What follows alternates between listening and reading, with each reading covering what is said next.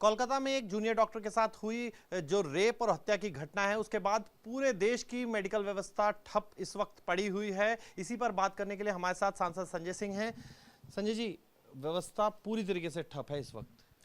देखिए, ऐसा है कि जो घटना हुई वो दिल दहला देने वाली घटना थी और निश्चित रूप से उस बारे में सोचने पर भी रूह कांप जाती है कि कितनी दर्दनाक, कितनी दरिंदगी भरी कार्रवाई उस व्यक्ति के द्वारा किया गया, बलात्कार और फिर हत्या। तो निश्चित रूप से आज सीबीआई इस मामले की जांच कर रही है। मुख्य अभियुक्त इसका गिरफ्तार हो गया है और भी जो लोग इसमें दोषी हों उनकी गिरफ्तारी होनी चाहिए, उनके खिलाफ कार्रवाई होनी चाहिए।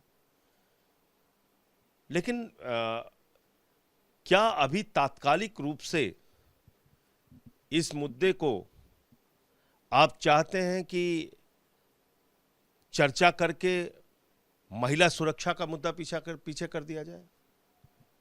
ये ठीक नहीं है।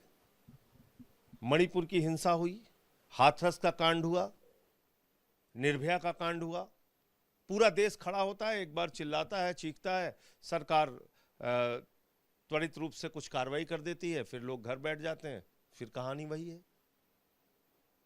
यहीं दिल्ली के अंदर कई किलोमीटर तक एक बेटी को घसीट के मार दिया गया, इसी दिल्ली में, देश की राजधानी में। तो मेरा ये मुजफ्फरपुर में अभी क्या हुआ 14 साल की लड़की के साथ। तो इसके लिए जब तक एक सख्त कानून के साथ साथ व्यापक निगरानी का और जागरूकता का अभियान नहीं चलाया जाएगा तो इसको रोका नहीं जा सकता है, इन घटनाओं को।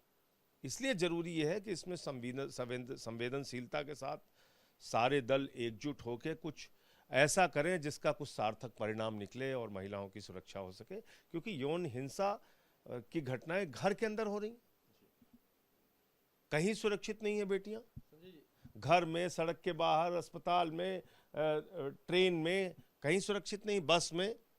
तो ये बहुत चिंता का विषय है। मेडिकल व्यवस्था भी इस वक्त चिंता का विषय बनी हुई है, क्योंकि डॉक्टर से लगता नहीं बात होनी चाहिए जल्द से जल्द में मेडिकल। उनका गुस्सा अपनी जगह पूरी तरीके से जायज है और इसलिए वो लोग आंदोलित हैं। उनके साथ सहानुभूति के साथ उनके जो मुद्दे हैं, उनकी जो बातें हैं, उनकी जो चिंताएं हैं, उस पर सरकार बातचीत करे और उसका समाधान निकाले, जैसे कि कुछ वो अपनी स्ट्राइक पीछे ले सकें। वक्फ बोर्ड को लेकर जो जेपीसी बनी थी, उस जेपीसी में आप मेंबर हैं और अब 22 तारीख को उसकी बैठक है। क्या होने वाला है बैठक में? देखिए, बैठक में जाएंगे तो अपनी बातें कहेंगे निश्चित रूप से, लेकिन मैं ऐसा मानता हूं कि ये मामला सिर्फ वक्फ तक सीमित रहने वाला नहीं है। ये एक शुरुआत है और इससे पहले इन्होंने शुरुआत की थी किसानों की जमीन कब्जा करने की। वो जो 3 काला कानून था जिसका हम लोगों ने जमकर विरोध किया, वो यही था कि किसानों की जमीन कब्जा करो, अपने पूंजीपति दोस्तों को दो। रेल की जमीन कब्जा की, रक्षा की जमीन कब्जा की, भारतीय सेना की 13,000 एकड़ जमीन उठा के अपने दोस्त अडानी को दे दी प्रधानमंत्री जी ने अयोध्या के अंदर। एक बात।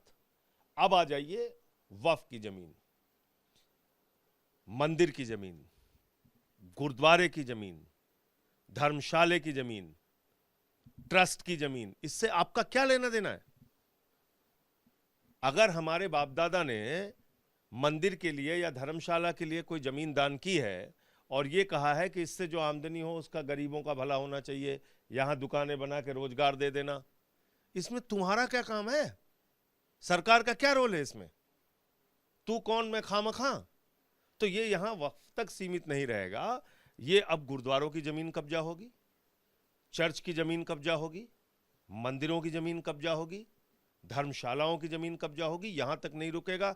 मेरी बात को याद रखिएगा। आज हो सकता है कि ये लग रहा हो कि मैं बहुत अतिरेक होकर बोल रहा हूं, लेकिन ये सच्चाई है। इनका मकसद जमीनों को कब्जा करके अपने दोस्त अडानी और कुछ चंद पूंजीपतियों को देना है और इसी के लिए ये बिल लाया जा रहा है। मेरे दिमाग में कोई कंफ्यूजन नहीं है। आखिरी लेकिन महत्वपूर्ण सवाल है, इंडिया अलायंस में आप लोग एकजुटता की बात कर रहे हैं और इंडिया अलायंस के जो एक बड़े नेता हैं चंपई सोरेन, क्योंकि आप लोगों के साथ पूर्व मुख्यमंत्री रहे हैं, वो भाजपा में शामिल होने जा रहे हैं। देखिए वो भले और अच्छे इंसान हैं, मैं तो उनकी तारीफ करूंगा। मैं जब चुनाव प्रचार में गया था तो उनसे मुलाकात भी हुई थी। अब किस कारण से वो जा रहे हैं, मैं समझता हूं कि उनको बीजेपी से निराशा होगी। बीजेपी ऐसी पार्टी है जिसका नाम है यूज एंड थ्रो, इस्तेमाल करो और फेंको। जैसे वो एक यूज एंड थ्रो पेन नहीं आती, एक बार के लिए इस्तेमाल किया और फेंक दिया, तो ऐसे ही चंपई सोरेन जी का और उनके जो 2-3 साथी जा रहे होंगे, उनका बीजेपी चुनाव में इस्तेमाल करेगी और उसके बाद उठाकर फेंक देगी। तो मैं समझता हूँ अपने भविष्य के हिसाब से भी, और इतना पुराना रिश्ता उनका हेमंत सोरेन जी से और शिबू सोरेन जी से रहा है, झारखंड की जनता से रहा है। बहुत बड़े श्रमिक नेता हैं चंपई सोरेन जी, तो उनको अपने फैसले पे पुनर्विचार करना चाहिए। वो मेरे हिसाब से गलत निर्णय ले रहे हैं। तो सांसद संजय सिंह जो अलग अलग विषयों पर उन्होंने अपनी राय रखी है। वीडियो जर्नलिस्ट राजकुमार के साथ मोहित बख्शी, न्यूज़ नेशन, दिल्ली।